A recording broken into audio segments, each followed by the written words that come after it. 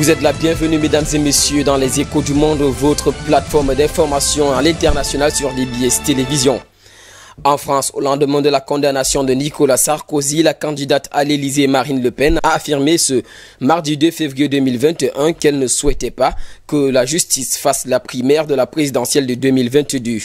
Celui-ci a été condamné à 3 ans de prison pour corruption dans l'affaire dite des écoutes. Sur Europe 1, la présidente du Rassemblement national a déclaré, je cite, « Si Nicolas Sarkozy souhaite être candidat à la présidentielle, il doit l'être.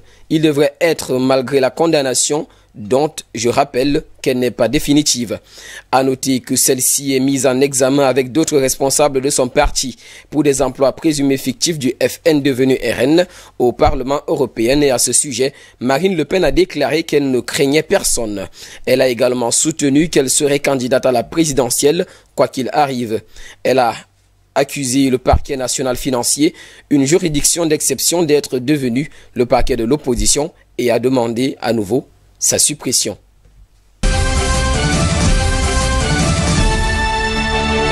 En Arménie, lors d'une nouvelle manifestation réclamant le départ de Nikol Pachinian au poste du Premier ministre arménien depuis sa défaite face à l'Azerbaïdjan au sujet du Haut-Karabakh, l'homme politique s'est déclaré prêt à des élections législatives anticipées. Ceci afin de mettre fin à la crise politique qui secoue le pays depuis plusieurs semaines.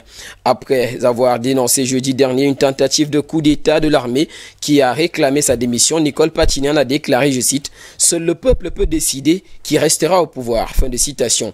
À noter que cette déclaration effectuée le 1er mars 2021 s'est faite devant environ 10 000 partisans de Pachinian en plein centre de la capitale Erevan, ceci pour montrer que le peuple est disposé à soutenir l'ordre démocratique. C'est ainsi qu'il a lancé ses propos dont je cite de nouveau, « Si l'opposition parlementaire est d'accord pour des élections anticipées, nous serons aussi d'accord. Allons aux élections pour voir de qui le peuple réclame la démission. » Fin de citation. Dans le même sillage, l'acteur politique a reconnu avoir commis des erreurs. Il a présenté ses excuses, mais a rejeté une nouvelle fois les appels à sa démission. Au même moment, mais dans un autre endroit de la ville, l'opposition avait organisé une manifestation pour obtenir son départ. Depuis qu'il a accepté en novembre dernier un accord de paix entérinant une défaite humiliante face à l'Azerbaïdjan dans la région indépendantiste du Haut-Karabakh, Nikol Pachinian est qualifié par l'opposition de traître. Et puis en Birmanie, après son passage ce lundi 1er mars devant un tribunal birman par vidéoconférence, l'ex-leader Aung San Suu Kyi a été inculpé pour 2 nouvelles infractions et pendant ce temps, de nouveaux rassemblements réprimés par la police ont eu lieu dans plusieurs villes du pays. Aung San Suu Kyi est notamment accusé par la junte militaire d'avoir enfreint d'obscures règles commerciales et sanitaires dans le pays et les forces de l'ordre, quant à elles, ont de nouveau ouvert le feu sur des manifestants au lendemain de la journée de répression la plus meurtrière depuis le coup d'État du 1er février.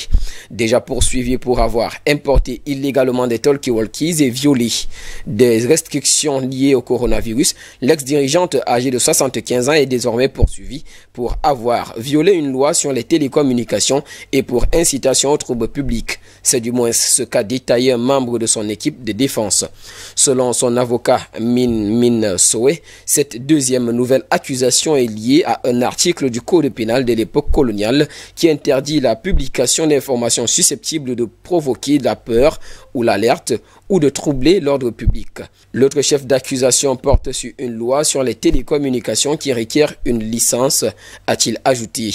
Rappelons qu'au sujet des violences policières, les Nations Unies rapportent qu'au moins 18 personnes ont été tuées par les forces de sécurité qui ont ouvert le feu pour disperser des rassemblements pro-démocratie dans plusieurs villes du pays. Depuis le début de ces rassemblements qui durent environ un mois, plus de 1130 personnes ont été interpellées, inculpées ou condamnées, dont 270 pour la seule journée de dimanche à Rangoon.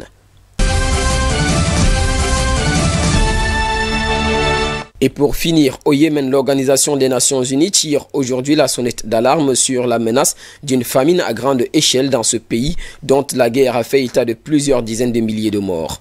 Le lundi 1er mars 2021, plus de 100 gouvernements et donateurs particuliers participent à une réunion virtuelle co-organisée par la Suède et la Suisse au sujet du Yémen. Après avoir manqué de la moitié des fonds nécessaires l'année dernière et dans l'optique de prévoir une famine à grande échelle, les Nations Unies espèrent lever plus de 3,5 milliards de dollars des pays donateurs. Dans le même sillage, martelant que la conférence intervient à un moment où les États-Unis cherchent à relancer le dialogue politique pour résoudre le conflit. Selon l'organisation onusienne, le moment est donc crucial pour lutter contre l'aggravation de ce désastre humanitaire. C'est sur ces points que nous mettrons terme à cette autre édition des Échos du Monde sur DBS Télévision, M. Zelam, et en compagnie de nos programmes, nous vous souhaitons de passer une agréable soirée.